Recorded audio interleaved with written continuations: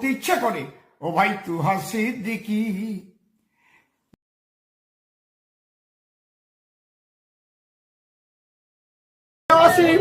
আমার এখানে টিন ছিল কি অসীম বিজেপি বিধায়ক এখন সেই যে অসীমের ঠাকুরও কাঁপছে, পাঁটাও কাঁপছে, সেই অসীম। ওই অসীম দা, ও অসীম দা, আপনি রেডি হয়ে যান, দুদিন পরে বাংলাদেশে যেতে হবে, পুটলি পাটলা গুছিয়ে নেন।